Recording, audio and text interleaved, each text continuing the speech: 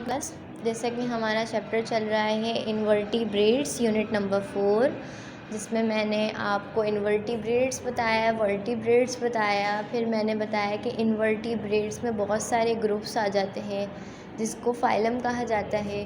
Phylum Porifera और phylum Cnidaria हमने पढ़ लिया था, ठीक है। उसके बाद हम और भी बहुत सारे फाइलम्स पढ़ेंगे जिसमें प्लेटीहेलमिन्थस, नीमाटोडा, एनेलिड्स वगैरह अभी हम आगे आगे पढ़ते जाएंगे, ठीक है। एक एक करके थोड़ा थोड़ा करके पढ़ेंगे। इससे पहले आपको दो चीज़ें समझना ज़रूरी है, दो डेफिनेशंस आपको आनी चाहिए, विच इज़ हर्माफ्रोडाइट एंड हेटेरोफ्रोडाइट्स। ये लिखा हुआ है हर्माफ्रोडाइट्स एंड हेटेरोफ्रोडाइट्स। अच्छा, HERMAPHRODITS हर्माफ्रोडाइट्स। हर्माफ्रोडाइट्स क्या होते हैं? हर्माफ्रोडाइट्स उन एनिमल्स को कहा जाता है जिनकी बॉडी में दोनों ऑर्गन्स, सेक्स ऑर्गन्स पाए जाते हैं। सेक्स ऑर्गन कौन से होते हैं? जो रिप्रोडक्शन कराते हैं, ठीक है। Male and female sex organ एक ही बॉडी में पाए जा रहे हैं, इसको हर्माफ्रोडाइट्स कहा गया है, ठीक है। यानी इनको किसी और बॉडी की नीड नहीं है, एक ही बॉडी काफ़ी है रिप्रोडक्शन कराने के लिए। रिप्रोडक्शन के थ्रू फिर वो दूसरे अपने ऑफस्प्रिंग्स बनाएंगे, ठीक है। इनको सिर्फ एक बॉडी चाहिए, इनको किसी और पार्टनर की नीड नहीं है, किसी और पार्टनर के कोई और सा पार्टनर इनका आए उनको हेल्प कराए रिप्रोडक्शन के लिए, बल्कि एक ही बॉडी रिप्रोडक्शन करा देती है, ठीक है। वैसे ही हेटेरोफ्रोडाइट्स क्या होते हैं? मेल एंड फीमेल जो है अलग अलग बॉडीज़ में पाई जाती है। एक बॉडी में एक ही सेक्स ऑर्गन होगा, एक बॉडी में या तो मेल ऑर्गन होगा या तो फीमेल सेक्स ऑर्गन होगा, ठीक है। यानी अगर मेल सेक्स ऑर्गन होगा एक बॉडी में तो दूसरी बॉडी जिसमें फीमेल सेक्स ऑर्गन होगा उसको वो चाहिए होगा। फीमेल सेक्स ऑर्गन इसके पास मेल सेक्स ऑर्गन और फीमेल सेक्स ऑर्गन आपस में कंबाइन होंगे, आपस में कुछ ऐसा करेंगे जिससे रिप्रोडक्शन का प्रोसेस होगा और इनकी जो ऑफस्प्रिंग्स जो हैं वो बनेंगे, जिसे रिप्रोडक्शन कहा जाता है, ठीक है। अच्छा, इसमें एग्जांपल्स हैं, अर्थवॉर्म है हर्माफ्रोडाइट्स में और राउंड वर्म है हेटेरोफ्रोडाइट। यानी अर्थवॉर्म सिर्फ एक ही बॉडी होती है जिसमें दोनों male and female sex organ होते हैं, और राउंड वर्म में एक में मेल होता है दूसरे में फीमेल होता है, ठीक है। अच्छा भाई, अब आ जाते हैं प्लेटीहेलमिन्थस। ये एक फाइलम है। जैसे हमने पॉरीफेरा नाइडेरिया पढ़ा था ना, दो पढ़ लिए थे हमने सिंपलेस्ट इन्वर्टिब्रेट्स में। अब ज़रा थोड़ी कॉम्प्लेक्स इन्वर्टिब्रेट्स आएंगे जिसमें थोड़ी सी चीज़ें डेवलप होती जा रही हैं। उसमें सिर्फ एक सरफेस एरिया था, उस पर पोर्स थे, पानी अंदर आता था, उनके चैनल से गुजरता था और बाहर चला जाता था। नाइडेरिया में भी कुछ ख़ास ऐसा था नहीं, ठीक है। उसमें भी कुछ सिर्फ टेंटिकल्स होते थे जिनसे वो कैप्चर करते थे और फिर ज़्यादा कुछ कॉम्प्लेक्स स्ट्रक्चर्स नहीं होते थे। अब ये जो है इसमें थोड़ी सी कॉम्प्लेक्सिसिटी आ रही है, थोड़ी सी डेवलप हो रहा है, ठीक है। प्लेटीहेलमिन्थस में प्लेटीहेलमिन्थस क्या होते हैं? जो कि कुछ वाटर में पाए जाते हैं, they are found in water, ठीक है, एंड डैम प्लेसेस। या तो वाटर में पाए जाते हैं, डैम प्लेसेस वगैरह में पाए जाते हैं, स्विमिंग पूल वगैरह में आ गए, या मरीन एनिमल्स होते हैं या फिर ओशन वगैरह में ये पाए जाते हैं, ठीक है। Most of them are parasites, ठीक है। ये लिखा हुआ है parasites. Most of them are parasites, ये लिखा हुआ है पैरासाइट्स। पैरासाइट्स का मतलब ये कि दूसरों को नुकसान पहुंचा के, दूसरे एनिमल्स को नुकसान पहुंचा के ये अपनी ग़िज़ा हासिल करते हैं, ठीक है। अब इसकी बॉडी वगैरह को समझने के लिए एक एग्जाम्पल लेंगे जिसको टैपवर्म कहा जाता है, ठीक है। इन प्लेटीहेलमिन्थस में बहुत सारे एनिमल्स आते हैं, ठीक है। लिवर फ्लूक हो गया, टेपवर्म हो गया। हम लोग अभी टेपवर्म को देखेंगे। ये टेपवर्म लिखा हुआ है, लिवर फ्लूक एग्जाम्पल में आ रही है। टेपवर्म की मदद से हम इसकी बॉडी को समझेंगे कि इसकी बॉडी किस तरीके की होती है, एक एग्जाम्पल के थ्रू, ठीक है। अच्छा, अगर इसकी बॉडी को देखा जाए तो टेपवर्म ऐसा होता है, ठीक है। लॉन्ग होता है, फ्लैट होता है। लॉन्ग का मतलब ये बहुत लंबी चलती आ रही है। देखिए इतनी बड़ी बॉडी है इसकी, ये ऐसे चलती ही चली जा रही है, बहुत ज़्यादा लॉन्ग होते हैं, फ्लैट होते हैं, चपटे होते हैं, ठीक है। इनकी बॉडी बिल्कुल चपटी सी होती है और बहुत ज़्यादा लॉन्ग होती है, और रिंग्स होते हैं इनकी बॉडी में ना, ये देखें रिंग्स ऐसे बने हुए होते हैं, ये हैं रिंग्स, हल्के हल्के रिंग्स बनते हुए आ रहे हैं। ये देखें, ये रिंग्स बनते हुए आ रहे हैं इनकी बॉडी में। ये आपको बीच में दिख रहे हैं ऐसे ऐसे पोर्शंस बने हुए, इनको रिंग्स कहा जाता है। ये इनकी बॉडी में रिंग्स बने हुए हैं, ठीक है, ये रिंग्स है।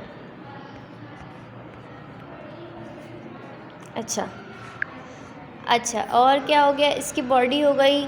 ऑर्गन इसमें होता नहीं है, कोई भी ऑर्गन नहीं होते। जैसे हमारे पास रिस्पायरेटरी सिस्टम होता है, ह्यूमंस के पास लंग्स होते हैं, ठीक है, और डाइजेस्टिव सिस्टम होता है जिसमें स्टमक वगैरह आते हैं। इनके पास कुछ नहीं होता, इनके पास बस एक सरफेस होती है, फ्लैट होती है ना पूरी बॉडी। अब पूरी चपटी बॉडी है, अब उसके अंदर ऑर्गन्स होंगे भी कैसे, जब बॉडी ही फ्लैट है तो उसमें जगह ही नहीं है कि कोई ऑर्गन्स रह सके, इसलिए इनकी बॉडी में कोई ऑर्गन्स नहीं होते।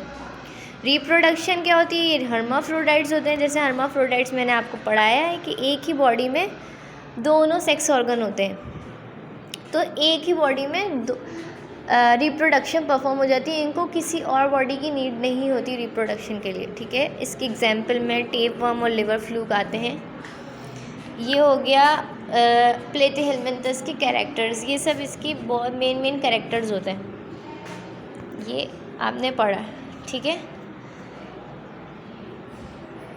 अच्छा, टेपवर्म जो होता है वो पैरासाइट होता है जो कि इंटेस्टाइन में रहता है ह्यूमन की इंटेस्टाइन में पैरासाइट होता है। जाहिर सी बात है, अब इंटेस्टाइन में रहता है और इंटेस्टाइन से ग़ज़ा हासिल करता है। हमारी बॉडी में जो भी इंटेस्टाइन में जो भी ग़ज़ा आती है वो ये इसको सक कर लेता है, उसको सक करके अपनी बॉडी में ले लेता है और इंटेस्टाइन को हार्म पहुंचाता है, इंटेस्टाइन ख़राब कर देता है, जिसकी वजह से आपके इंटेस्टाइन में प्रॉब्लम्स क्रिएट होती हैं, ठीक है।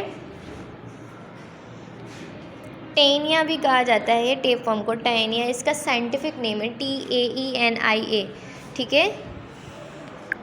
अच्छा, अब इसका ये जो आपके पास एक एक्टिविटी दी गई है, ये आपको एक्टिविटी दी गई है, इसमें क्या बताया गया, tapeworms can be 4 metres long, the bulge in the front of the body is called head और स्कॉलेक्स, ठीक है। ये पूरे टेपवर्म है, ये आती चली आ रही है टेपवर्म, ठीक है। इसकी जो बिल्कुल आगे जो थोड़ा सा मोटा हिस्सा होता है ना, ये छोटा सा आपको दिख रहा है, ये छोटा सा हिस्सा बिल्कुल थोड़ा सा मोटा, थोड़ा सा बल्जी, थोड़ा सा भारी सा हिस्सा होता है। जैसे बाकी पूरी बॉडी तो फ्लैट होती है, इसकी थोड़ी सी जो जैसे बिल्कुल स्टार्ट में थोड़ा सा भारी सा हिस्सा होता है जिसको हेड कहा जाता है, ठीक है। अब इस हेड को ना ये बड़ा करके दिखाया गया आपको, इस जो हेड है ना ये वाला, ये हेड वाला हिस्सा, इसको इन्होंने यहाँ पे इसको बड़ा करके दिखाया, ठीक है। अब हेड में क्या क्या चीज़ें होती हैं, हेड में होता है हेड में क्या होता है, सकर्स एंड हुक्स होते हैं, सकर्स एंड हुक्स इसकी।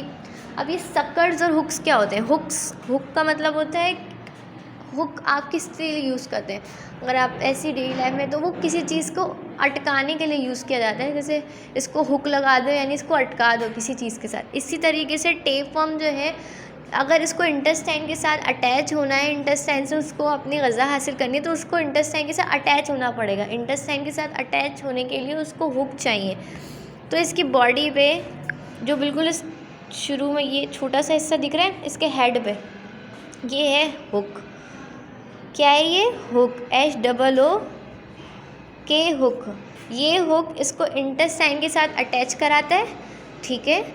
हुक अटैच हो गया यानी इसने अपने सर के साथ इंटेस्टाइन को अटैच कर लिया by the help of hook, ये हो गया हुक। अच्छा, और ये जो आपको दिख रहे हैं ये 1 2 3 और एक 4 पीछे भी होता है, ठीक है। ये कहलाते हैं सकर। ये गोल गोल से दिख रहे हैं, ये 1 2 और एक ये 3 पीछे की तरफ चला गया, इसको कहते हैं सकर। क्या कहते हैं, इसको कहते हैं सकर। ये आ गया सकर, 1 2 और ये 3 और एक 4 बिल्कुल, अगर पीछे से देखा जाए तो 4 पीछे भी होता है, इसको कहते हैं सकर्स, SUCKERS, सकर्स। ठीक है, ये होती है हुक। H जो सबसे ऊपर होता है उसको कहते हैं हुक, HOOK, हुक। ठीक है, ये जो ये है ना, ये वाला रीजन, ये आपको ना लिखना पड़ेगा। ठीक है, ये अपने पास, आपके पास बुक में बनी हुई है ये डायग्राम। ठीक है, जो कि पेज नंबर लास्ट में चैप्टर की बिल्कुल बनी हुई है, पेज नंबर 50 पे बनी हुई है। ये एक्टिविटी है, एक्टिविटी 21, रीड एंड लेबल। ठीक है, ये आपको एक्टिविटी बनानी है कंप्यूटर शीट पे। आपने सिर्फ क्या करना है, ये क्वेश्चन उतारना है, ये जो पूरा लिखा हुआ है। ठीक है, it has 4 suckers and pointed hooks वगैरह, ये लिखना है पूरा। Tapeworms can be 4 meters long, the bulge in the front of the body is called head और scolex, it has 4 suckers and pointed hooks, the thin part below it is called neck. ये पूरा आपने लिख लेना है। ठीक है, अगर आप उसके बाद क्या करना है, आपने क्या करना है ये कि इसको अगर आप बनाना चाहें तो बना लें, अगर आप बना सकते हैं, वरना इस जो टेप फॉर्म ये जो पूरा बना हुआ है ना, इसको ये पूरा या तो इसको फ़ोटोकॉपी करा लें, फ़ोटोकॉपी करके इसको बड़ा कर लें और इसको कंप्यूटर शीट पे पेस्ट कर लें। ठीक है, इतना काम कर लें, या तो आप बना लें इसको, या तो इसको कंप्यूटर शीट पे पेस्ट कर लें। उसके बाद क्या करना है, आपने इसको लेबल करना है। क्या क्या लेबल करना है, हुक लेबल करना है, ये लिखा हुआ है ना इस पर। अच्छा, क्या क्या है लेबल करना है, हेड लेबल करना है, सकर्स लेबल करना है, हुक लेबल करना है, नेक करना है और रिंग्स करना है। 5 चीज़ें बतानी है आपको कि कौन सी चीज़ क्या है।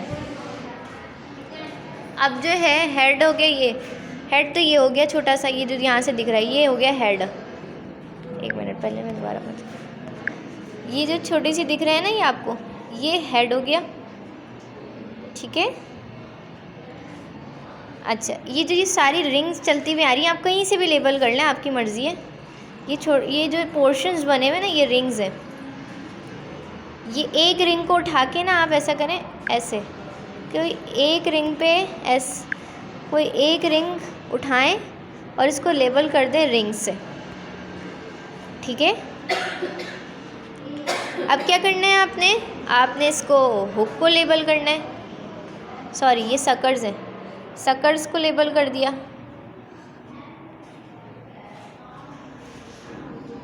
सकर, और ये हुक है, ये बिल्कुल फ्रंट जो है ना, फ्रंट का जो है ये हुक है।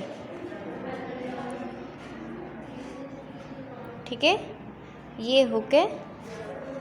ये जो हेड के नीचे आ रहा है, जैसे आपके हेड के नीचे क्या आती है, नेक, इसी तरीके से इसके हेड के नीचे भी नेक आ रही है। ये छोटी सी पोर्शन है, ये वाला, ये छोटा सा पोर्शन, इसको नेक कहा गया है, NECK, नेक।